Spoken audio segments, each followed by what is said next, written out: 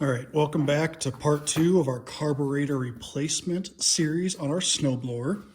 Today what we are doing as a refresher is we are prepping our new carb, moving parts over, getting it ready to go on the snowblower itself.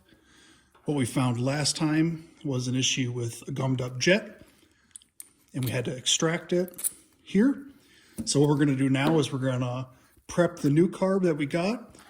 This is going to be a brand new kit full of everything we're going to need to kind of refresh this fuel system, including new spark plug, the carb, fuel lines, you name it.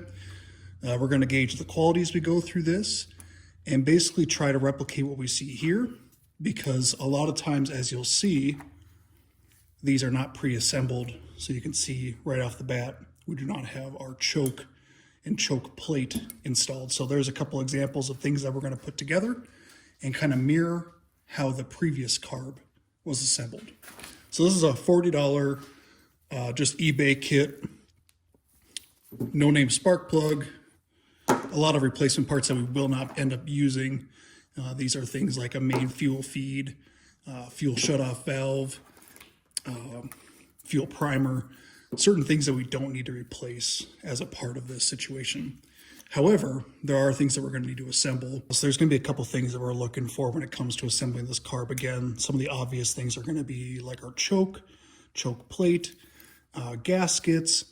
We're going to see a main fuel prime line here. We're going to make sure that we have the same diameter. If not, we'll remove this and reuse. We're basically going to be kind of piecing this together with old and new to make sure that we have a good final assembly. Something I am pretty pleased to see is sometimes these cheaper carbs won't have this throttle, like plastic insert for the throttle cable, which it looks like we do. So we don't have to worry about moving that over. So that will be nice. We see our fuel lines are pretty much, similar size. It looks like maybe a little bit thinner, maybe a little bit wider inner diameter here, but we'll make sure that we are, going to fit over our fuel line. Again, we're going to insert our choke components. We'll have a fuel primer line there, a gasket.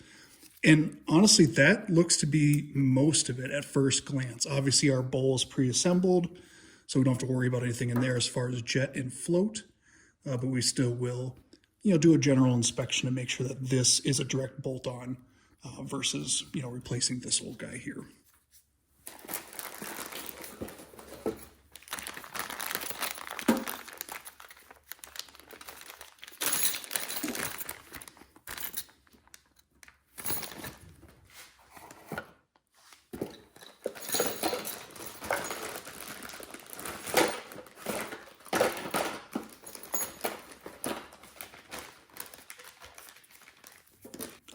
So first thing that we're going to insert is our fuel primer, basically vacuum line.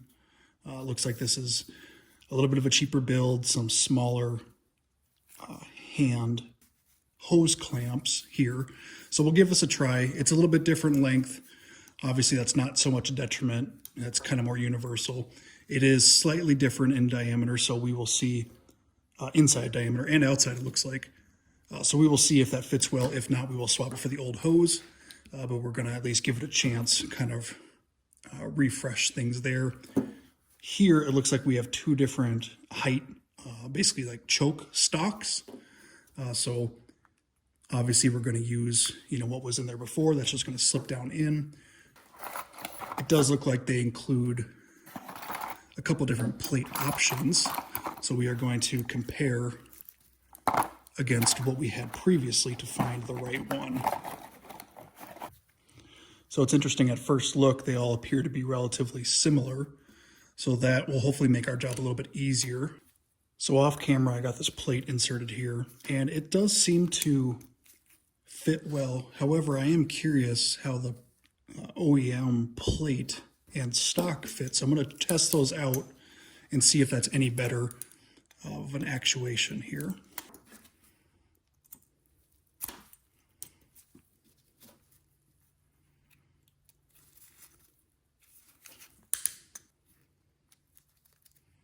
All right, so we are going to reuse the OEM choke stock and plate. In this case, wherever we can reuse OEM components for the choke, the fuel mixture, some of these little pieces that, there's a slight difference in these diameters here on these plates. I think it's a good best practice that we try to reuse, some of these OEM pieces where we can. So we're going to work with this for the time being and see how this operates when we go to start it. So the only thing really left are these gaskets, and it's interesting because you do have two different styles, one with ears, one without, and then a difference in internal diameter for the actual sealing of the throttle itself. So if we look at the OEM, we do see there's a little bit of a gap between the gasket surface and the actual throttle body itself. And then we do have these ears here. So at first glance, it looks like this would probably be our guy, again, to kind of replicate what we have on the factory carb. And that's about it. So now that we have this ready and pre-assembled, again, it's really just assembling the choke plate, choke stock here. Again, this just slides directly down in, and the plate slides in like this. So if you have it pressed down, you insert this first, and the plate just has a little bit of a cutout kind of in the middle there, and it'll pop into place.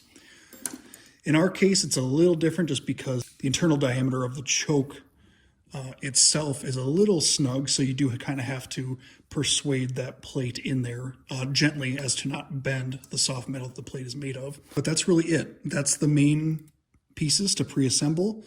Some things we're going to check once we get it on the snowblower itself is that we hook up the little throttle helper spring along with the main throttle linkage or cable itself here, and then make sure that this hose diameter again fits on our fuel prime, and that will be it. So stay tuned for part 3 when we reassemble and first start of the snowblower with the new carb.